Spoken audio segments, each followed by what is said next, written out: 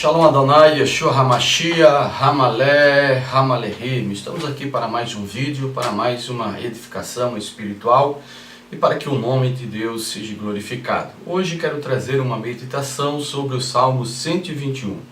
Eleva os meus olhos para os montes de onde me virá o socorro.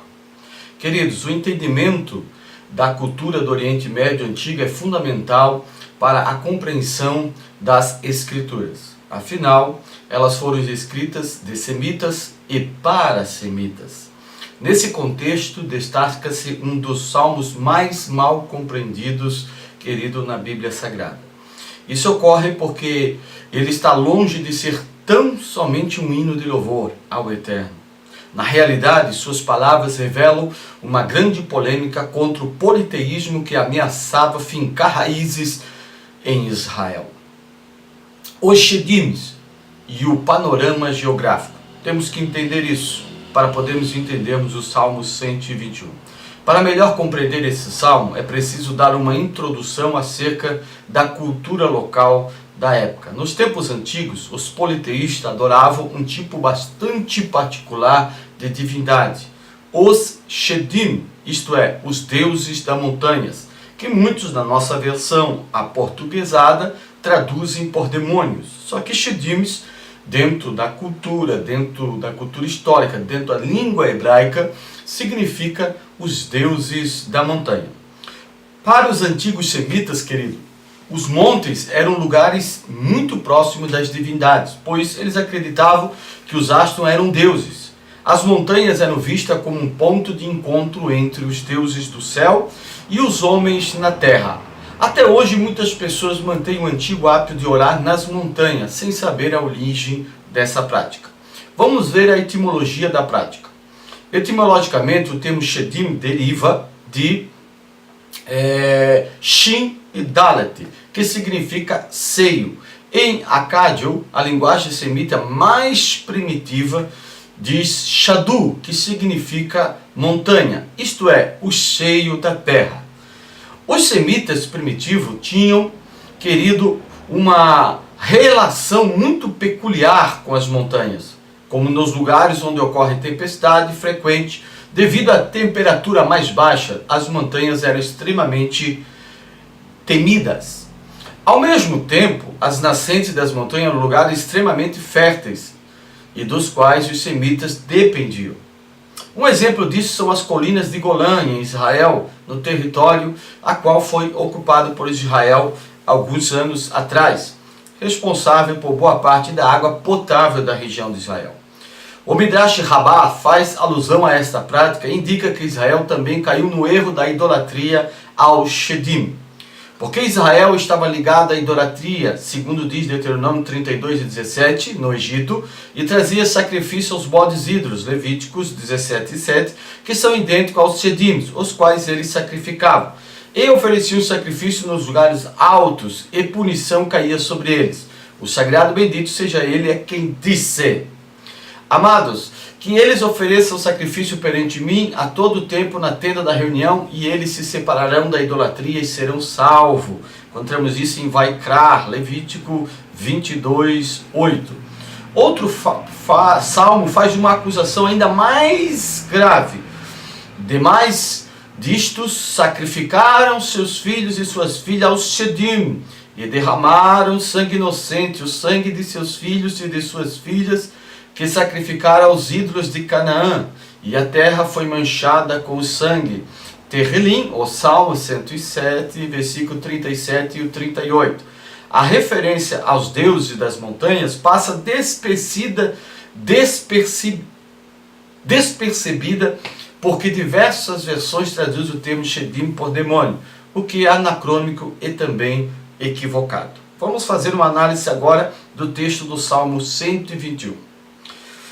Tendo isto em mente, observe como o Salmo 121 evoluiu. Shir Lama Alot, Cântico dos Degraus. Isto indica que o Salmo era um cântico utilizado pelos levitas no serviço do templo. Diz assim: Esarenai el Harim be'ain yavo etzri. Eleva os meus olhos para os montes. De onde me virá o socorro? Muitos se equivocam ao achar que o salmista está se referindo ao Eterno. Todavia, quando a referência era o templo do Eterno, o texto bíblico costuma fazer referência ao monte do Eterno.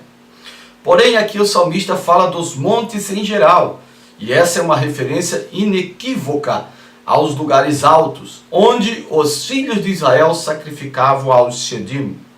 O salmista, portanto, está fazendo a pergunta em tom de ironia: será que os deuses são capazes de me salvar do perigo? E ainda continua: Esri me'im Adonai ose shamaim va'aretz. O meu socorro vem de Adonai, aquele que fez os céus e a terra. Essa é uma resposta monoteísta, daqueles que adoram um Deus só, e que afirma de forma clara: o socorro só pode vir do Eterno, do Senhor. O salmista ainda acrescenta a afirmação de que o Eterno fez os céus e a terra, enquanto os deuses politeístas estavam sujeitos às forças da natureza, e pela própria mitologia politeísta eram considerados como tendo poder limitado. O Eterno era o Criador dos céus e da terra. Em outras palavras, não há que não esteja sujeito ao seu poder. Nada que existe não está sobre, ou que não esteja sobre o poder do Eterno, o poder de Deus. Vamos ver mais.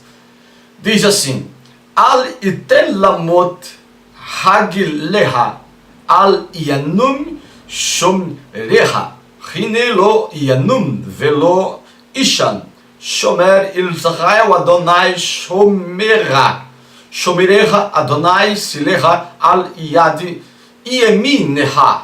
Não deixará vacilar o teu pé, aquele que te guarda não dormitará, eis que não dormitará, nem dormirá aquele que guarda Israel. Adonai em quem te guarda, Adonai é a tua sombra, a tua mão direita.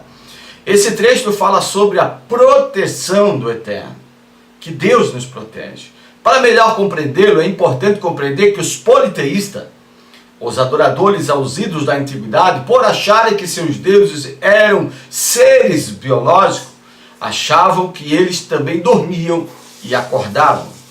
Se uma divindade falhasse, dizia-se que ela estaria dormindo. Noutros momentos, quando havia tempestade, diziam que as divindades tinham acordado. Eliahu, ou Hanavi, o profeta Elias, debocha justamente disso, quando confrontou os profetas de Baal, dizendo: talvez ele esteja dormindo e despertará. O salmista, portanto, afirma a superioridade de Deus, do Eterno, com relação aos falsos deuses, dizendo justamente que ele não dorme, porque o Eterno está o tempo todo alerta. Ele é o guarda perfeito em que Israel pode depositar a sua confiança. Vamos continuar. Yomam Hashemesh lo yakeka ve'yarear baleila Adonai ishmacha mikora ishmor et nafesheha. O sol não te molestará de dia, nem a lua de noite. Adonai te guardará de todo mal, guardará a tua alma. Há dois elementos importantes nesse trecho. O primeiro, porque o salmista menciona o sol e a lua. Entre os politeístas, ou os idólatras, o sol e a lua eram tipos como suas principais divindades, além de serem os maiores do que os demais astros. Causavam grande influência no clima local, podendo trazer tempos de fartura ou de penúria. Os Shedim, os deuses da montanha, eram vistos como divindades menores, e que, portanto, estariam sujeitos às agruras do sol e da lua, tanto quanto os seres humanos. Aqui, o salmista afirma que nada pode sobrepujar o poder do Eterno. Ele guardará aquele que nele confia. O trecho que fala sobre a alma deve ser entendido pelo conceito semita de nefesh, que é a vitalidade, que é a nossa alma. Ou seja, o Eterno é capaz de guardar tudo aquilo que o homem necessita para ter vitalidade. Isso inclui seu sustento, sua família, entre outros. Para maiores informações, que você venha estudar num próximo vídeo sobre a Nefesh, a alma, o centro das emoções do homem. Ainda vamos continuar. Adonai Ishimor Setirá Uvor Echa Me'atav Ve'ad Olam. Adonai guardará a tua entrada e a tua saída desde agora e para sempre. O salmista aqui utiliza a expressão idiomática entrada e saída, que significa a todo tempo. Isso é também relevante porque os politeístas estavam acostumados com divindades regionais e locais. Isso pode ser visto na história do general Naamã, que pede para levar a terra de Israel para a sua cidade natal para poder adorar o Deus de Israel. A ideia, portanto, de que o Eterno poderia guardar algum ou alguém dentro e fora seria revolucionária e demonstra a superioridade do monoteísmo sobre as falsas divindades politeístas incapazes de atuarem fora do seu território. Então todo idólatra que adorava o seu Deus, ele cria fielmente que o seu Deus poderia somente cuidar e proteger dele dentro da sua regional, dentro do seu país, dentro da sua localidade e de suas moradias. Por isso, querido, não é à toa que esse salmo era lido no templo durante a apresentação do sacrifício, especialmente em dias festivos, quando o povo estaria reunido. Ao contrário do que parece estar, ou parece, este salmo não faz apologia aos montes como locais sagrados. Muito pelo contrário, trata-se de uma forte polêmica contra os lugares altos, isto é, os cultos politeístas realizados nas montanhas. O Salmo também revela ter sido escrito em um período no qual o povo de Israel estava dividido entre monoteísmo e a idolatria. Nesse contexto, o salmista faz um apelo para que o povo retornasse ao Eterno e depositasse sobre ele a sua confiança. Querido, vamos fazer uma aplicação prática do Salmo 121. É sempre importante buscar uma aplicação prática a partir do entendimento das Escrituras para que haja uma evolução espiritual. No caso particular, o Salmo 121, o texto nos ensina a tomarmos cuidado com as crendices e superstições que, mesmo sendo de menor importância, podem tomar o lugar da confiança do Criador. Por isso que pessoas hoje acreditam e depositam sua fé em objetos energizados, em objetos de contato, em objetos mediadores que vão conduzir a pessoa a mexer ou mover com Deus. Enquanto a Bíblia Sagrada é contra tudo isso e ainda declara fortemente que isso é uma idolatria. Ironicamente, há muitos que tratam o Salmo assim, como se fosse uma espécie de encantamento que tem em si o poder de proteger e abençoar. Sem obediência a Deus, nenhum objeto, nenhum instrumento, nada pode nos proteger e nos guardar. E sim, sermos verdadeiros adoradores em Cristo Jesus, ao Deus Todo-Poderoso, com uma consagração de obediência, fidelidade aos seus preceitos, à sua lei e aos seus ensinos. Querido, muitos não percebem, mas a idolatria a objetos e elementos do culto ao Eterno não deixa de ser idolatria. Nada há, seja na liturgia ou nas próprias Escrituras, que tenha poder em si próprio e que deva, portanto, ser objeto de simpatia ou, como se diz no hebraico, secular. Sejamos como o salmista, que afirma: o meu socorro vem do Eterno, que fez os céus e também fez a terra. Amém? Que a paz, a bondade, o amor, a proteção e a provisão de Adonai, de Hashem, o nosso Eterno, o nosso Elohim, o nosso Deus, o nosso Criador, o Ser Supremo, a sabedoria suprema, o poder supremo, que criou todas as coisas. Que a Irene, a paz de Jesus Cristo seja com todos vós. Amém.